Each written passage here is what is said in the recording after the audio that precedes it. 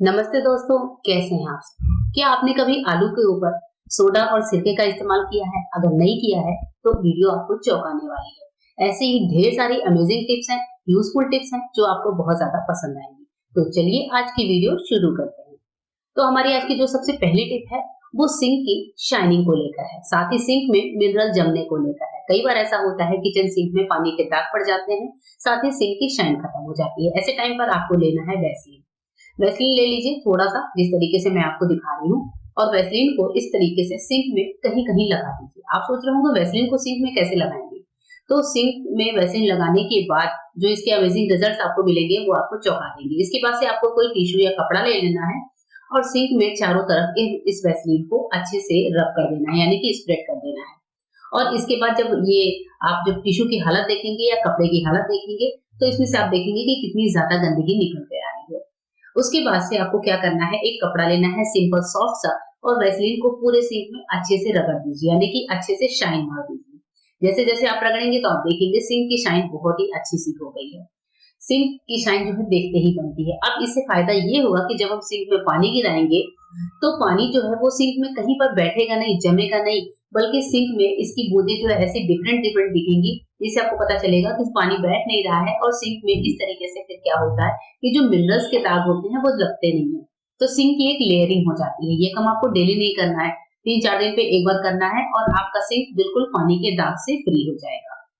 आइए एक और यूज़फुल टिप बताती हूँ।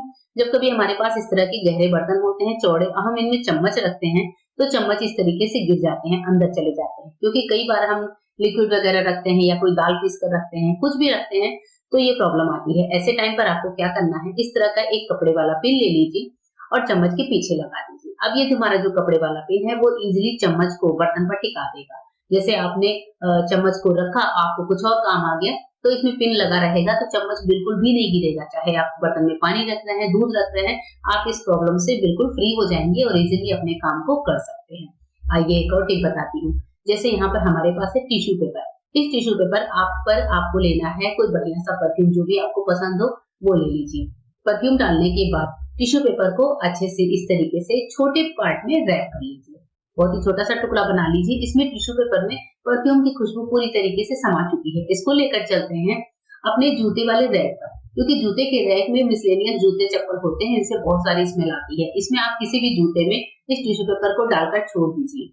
फिर आप देखिए कि आपके जूते चप्पलों से कितनी बढ़िया स्मेल आती है। अगर किसी के पैरों में पसीना वगैरह है, तो वो भी प्रॉब्लम दूर हो जाती है। बस जूते का रैक जो है कपड़ा गिरा दीजिए या बंद कर दीजिए, इसमें अच्छी स्मेल रहेगी।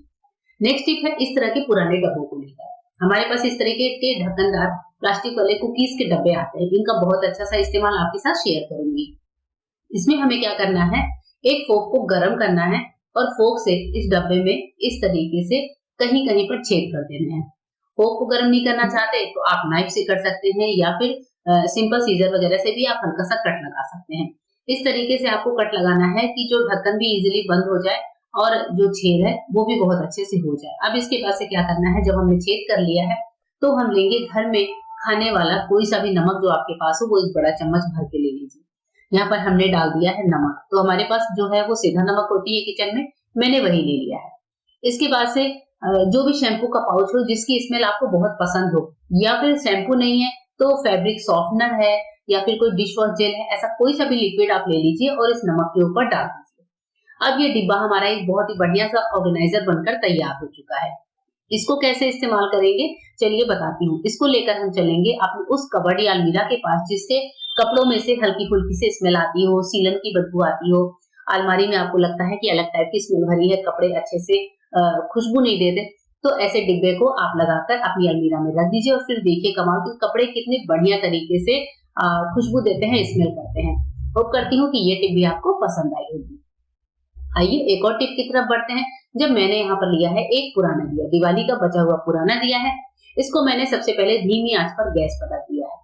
जब मैंने इसको गैस पर रखा है तो ये थोड़ा-थोड़ा सा लाल हो रहा था। इसके बाद से मैंने यहाँ पर डाली है थोड़ी-सी अजवाइन, हाफ चम्मच के लगभग, साथ ही 4 से 5 लौंग। लौंग जो मैंने लिए हैं वो ध्यान रखना है कि उसमें फूल होने चाहिए। अब इस अजवाइन और लौंग को हम हल्का-सा भूनेंगे, गैस को बंद करके दिए में से अजवाइन लौंग को निकाल कर रखेंगे इस तरीके के हमारे इमाम दस्ते में। इमाम दस्ते में इन दोनों चीज़ों को डालकर अच्छे से कूट लीजिए, यानी कि पाउडर बना लीजिए। ध्यान रखिए कि पत्थर का इमामदस्ता हो तो बहुत अच्छी बात है। अब ये जो पाउडर तैयार हुआ है ये कहाँ काम आएगा? दोस्तों ये काम आएगा हमारे दाँत के दर्द में। अगर आपको दाँत का दर्द हो रहा है, दाँतों में कीड़े लगने की समस्या है, पानी लगने की समस्या है, तो ये पाउडर अपने दाँतों पर मलिए। दाँतों के बीच में रखिए, जहाँ कहीं दर्द है उस पाउडर को दाँतों के बीच में रखिए, आप देखेंगे कि कैसे आपका दर्द खत्म हो जाता है। इसके अलावा इस पाउडर को बनाकर रखकर आप स्टोर भी कर सकते हैं। एक और यूज़फुल टिप है इस तरह के ड्राई फ्रूट्स को लेकर। ये जो ड्राई फ्रूट्स है इसको बोलते हैं खुबानी। आप में से बहुत सारे लोग हैं जो खुबानी जानते होंगे। खुबानी जो है कश्मीर की स्पेशलिटी है। कश्मीर में इसको इज़िली आप खरीद सकते हैं या फिर ऐसे भी इधर की जगहों पर भी मिलती है। तो खुबानी की जो ऊपर की लेयर होती है वो खाई जाती है। लेकिन खुबानी के अंदर एक बीज होता है, कड़क सा बीज होता है जिसको कई बार लोग फेंक देते हैं। देखिए खुबानी के बीज मैंने इकट्ठे करके रखे हैं। इसको हम कैसे इस्तेमाल करते हैं चलिए बताती हूँ। खुबानी के बीज को अब तोड़ने की बारी आती है।